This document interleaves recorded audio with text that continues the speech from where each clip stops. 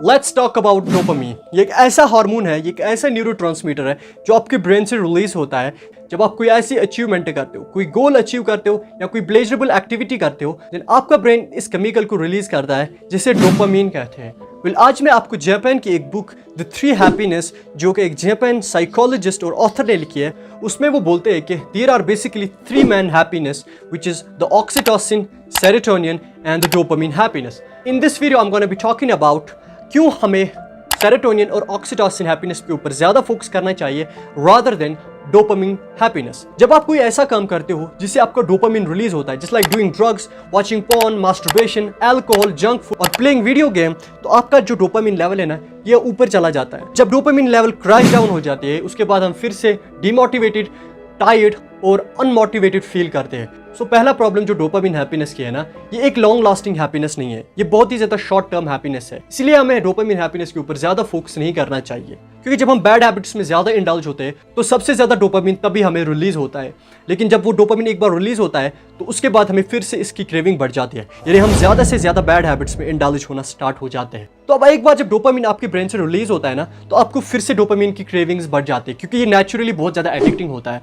तो जब आपको फिर से डोपामीन चाहिए होता है ना, तो अब आपको उस लेवल पे डोपामीन बिल्कुल भी नहीं मिलेगा। अब आपको उस काम को बहुत ज्यादा एक्सट्रीम लेवल पे लेना है, तब जाके आपको सेम अमाउंट ऑफ डोपामीन मिलेगा। और मेनली बैड हैबिट से हमें ज्यादा डोपामीन रिलीज होता है, लेकिन over stimulation of dopamine is not really good for your brain, क्योंकि जब हमारे ब्रेन से ज्यादा डोपामीन रिलीज होता है ना, तो हमारे ब्रेन के लिए इतना डोपामीन को कंट्रोल करना पॉसिबल नहीं होता। तो हमारे ब्रेन में जो न्यूरल रिसेप्टर्स होते हैं ना, वो बर्न आउट हो जाते हैं, जो कि हमारे ब्रेन को डैमेज करते हैं। तो हम एफर्टलेस प्रोसेस में ज्यादा डोपामीन रिलीज करते हैं, तो हमारे ब्रेन को इसकी एडिक्शन लग जाती है। तो अब हमें क्यों सेरोटोनिन और ऑक्सीटोसिन हैप्पीनेस के ऊपर ज्यादा फोकस करना चाहिए?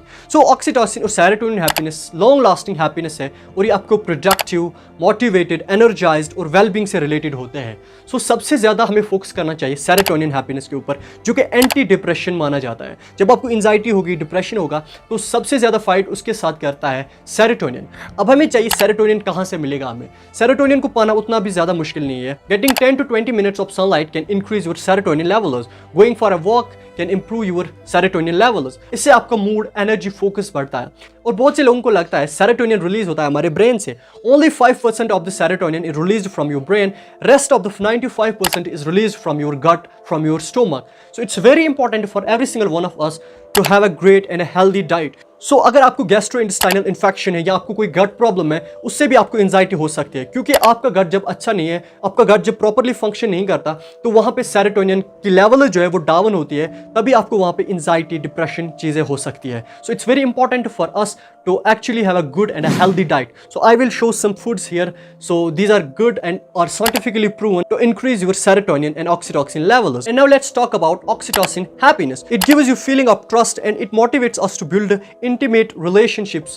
सो इसे लव हार्मोन भी कहते हैं। जब आप कोई फिजिकल टच अपने लव्ड वन से लेते हो, आप एक्सरसाइज करते हो, अच्छा खाते हो, हेल्दी खाते हो, तो उससे भी आपके ऑक्सीटोसिन लेवल जो है इंक्रीज होते हैं। सो सबसे पहले जो आपको है सेरोटोनिन हैप्पीनेस के ऊपर फोकस करना चाहिए, उसके बाद आपको ऑक्सीटोसिन और देन आपको डोपामीन हैप्पीनेस मिलनी चाहिए। सबसे मेन प्रॉब्लम डोपामीन हैप्पीनेस की है ना, ये बहुत ज़्यादा एडिक्टिव होता है। सेकेंडली, ये लॉन्ग लास्टिंग हैप्पीनेस नहीं होती है, तो दैट्स वाई आपको फोकस करना चाहिए ऑक्सीटोसिन और सेरोटोनिन हैप्पीनेस के ऊपर rather than focusing on dopamine happiness. Review इस बुक का था और ये साइंटिफिकली भी प्रूवन है, साइकोलॉजिकली भी प्रूवन है। हमें ऑक्सीटोसिन और सेरोटोनिन हैप्पीनेस के ऊपर फोकस करना चाहिए rather than focusing on dopamine. So if you are into self improvement, make sure to subscribe our YouTube channel. I'll see you in the next one. Take care.